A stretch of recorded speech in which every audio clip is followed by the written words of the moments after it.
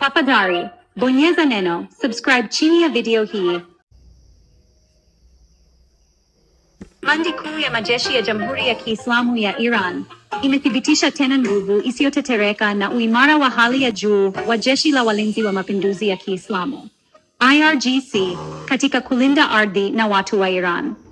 Katika taarifa ya Jumapili iliyotolewa kuadhimisha miaka 46 tangu kuanzishwa kwa IRGC, Kamandi kuu ya majeshi amesisitiza pia kuhusu moyo wa kujitolea, ujasiri na uwezo wa kikosi hicho kukabiliana na tishio lolote bila kujali ukubwa au nguvu za adui. Taarifa hiyo imeashiria jukumu la IRGC katika kukabiliana na vitisho vya ndani na vya nje, hasa kupitia mapambano dhidi ya makundi ya kihalifu, magaidi wa kufurishaji na mahasimu wa kiserikali kama vile Marekani na utawala wa kizayuni wa Israeli. Taarifa hiyo ilieleza mafanikio ya operesheni kama Ahadi ya Kweli Quds na Ahadi ya Kweli 12 mwaka 2024, ambapo IRGC ilitekeleza mashambulizi ya mafanikio dhidi ya malengo nyeti na ya kimkakati ya Israel kwa kutumia makombora ya masafa marefu na ndege zisizo na rubani, kama hatua ya kujibu uchokozi wa Tel Aviv dhidi ya ardhi ya Iran.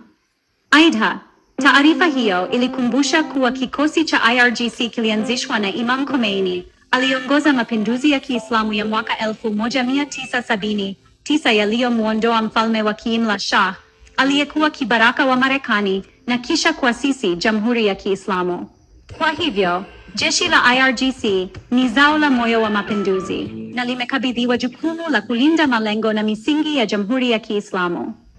Taarifa hiyo iliongeza kuwa kwa kufuata miongozo ya kiongozi mwadhamu wa mapinduzi ya Kiislamu Ayatullah Sayyid Ali Khamenei, IRGC imeendelea kuimarisha uwezo wa ulinzi na wa kuzuia mashambulizi dhidi ya taifa na kuhakikisha usalama wa taifa na watu wake.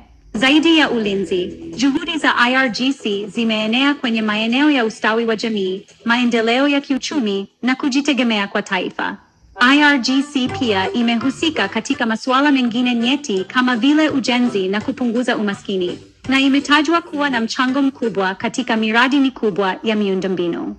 Kamandi ya majeshi ya Iran imeelezea matumaini kuwa IRGC pamoja na vikosi vingine vya ulinzi vya Iran vitaendelea kusimama imara mstari wa mbele katika kulinda mapinduzi ya Kiislamu.